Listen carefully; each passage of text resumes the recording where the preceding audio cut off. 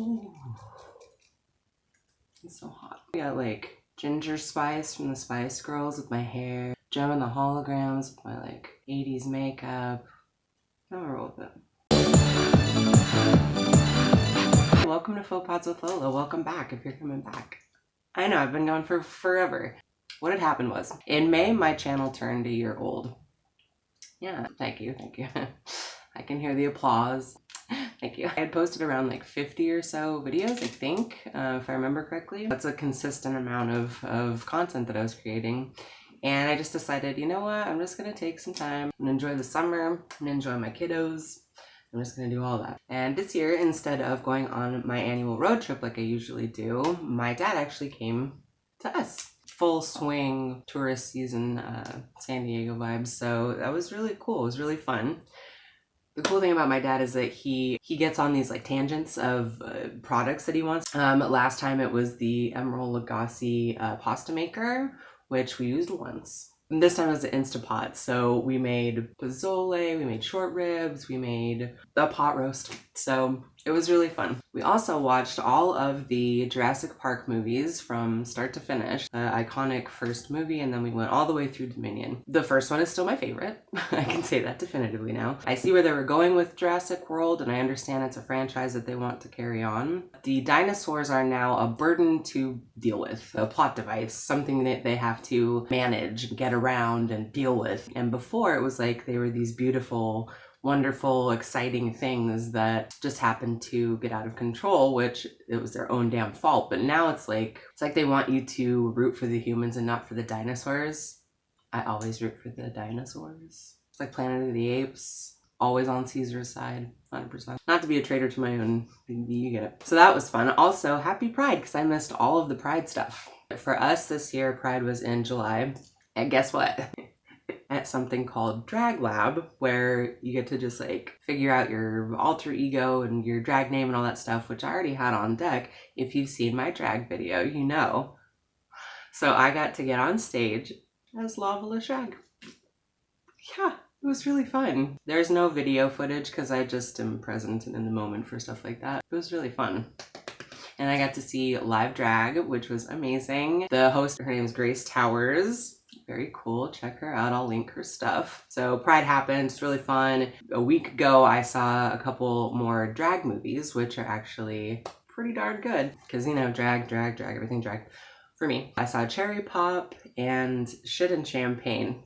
Shit and Champagne has the edge for me, however, because Alaska Thunderfuck, it makes a cameo and does one of her amazing characters. It was really cool. It's set in the 70s, so, you know, it's right up my alley. Cherry Pop's cool. Bob the Drag Queen and Detox, and that one's good. I just, the main plot line is kind of weird because it's like the straight guy that just wants to do drag and express himself, and he's got like a significant other, so it's a very like a heteronormative rap on drag. So I don't know, it's still good. I still enjoyed it. So then, what else? I fully missed sitting down and doing this 100%. It's been a really cool summer. It's been a really weird, kind of intense summer. Right now, it's the hottest it's been all year, and I don't know if you can tell by my I kind of got kind of a... Things just continue to get crazier in the world and in our lives, I'm sure, dealing with the things in the world. But something occurred to me, guys, and follow me on this right quick. This isn't a full faux pod, I don't think. It's kind of like a half step to get to the other faux pods. Trust is something that takes years to build up and an instant to lose. Everyone around you wants your trust, has your trust, you give your trust to. Trust and faith even, which is a slightly different faction of trust. I think for us as a society, as a race, of the human race, we've forgotten how to trust ourselves and put our trust in all these other places. And then we've been let down, and now we don't trust ourselves. We're like, well, how did I fall for that? How did we get here? If my trusting is so on point, then how did we get here? But I have a suggestion, and this is something I've been practicing for a while. When something creeps up, scary, something you think about in the future and you just break out into a cold sweat, take a deep breath.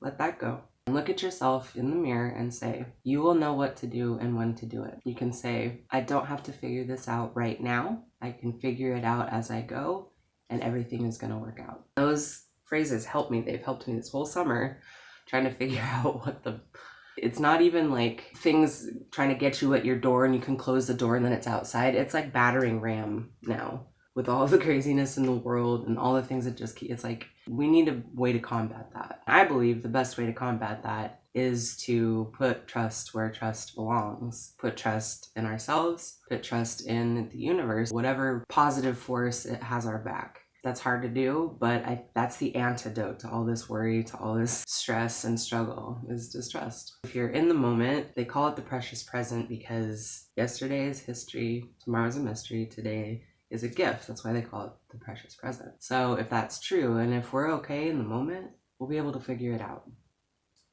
Everything's okay. If you're okay right now, you're going to be okay. Everything's okay. Take deep breaths. It's a reminder to go outside, ground out, put your feet in the grass, hug a tree, say thank you for all this oxygen, tree. But watch out for ants. I tend to accidentally, and I'm like, oh, sorry, ants, you know. So just watch out for ants, but go hug a tree. Remember to stay grounded, stay where you need to stay in order to feel okay.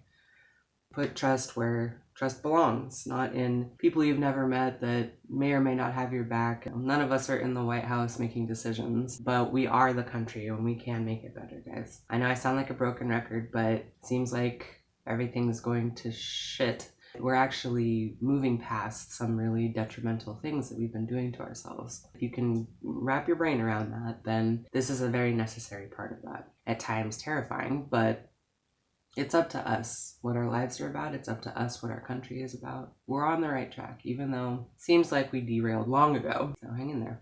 It's 94 degrees. I don't like it. I don't appreciate it.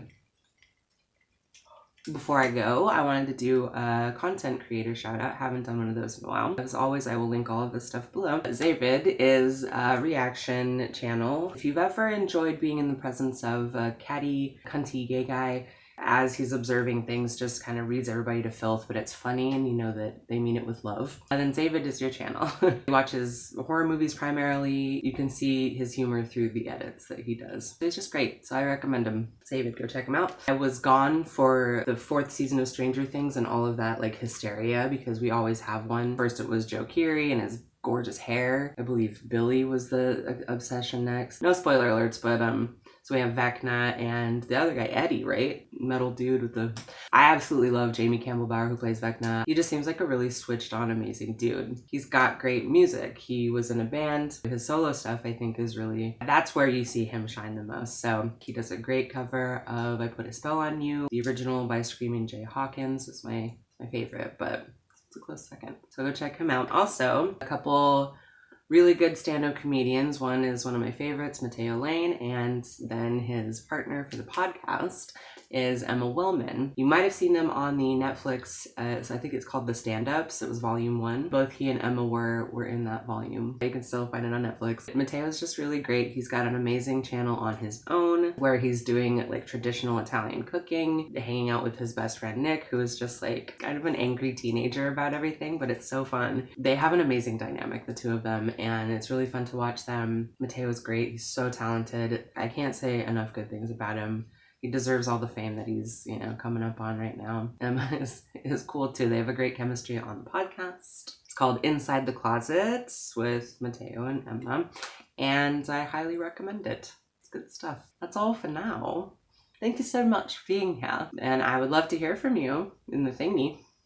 In the talkie box. I would love to hear how your summer was, how you find ways to trust the process that we're in right now, all that jazz. I would love to hear from you. Like, subscribe, share, notificationer. I will speak to you all soon.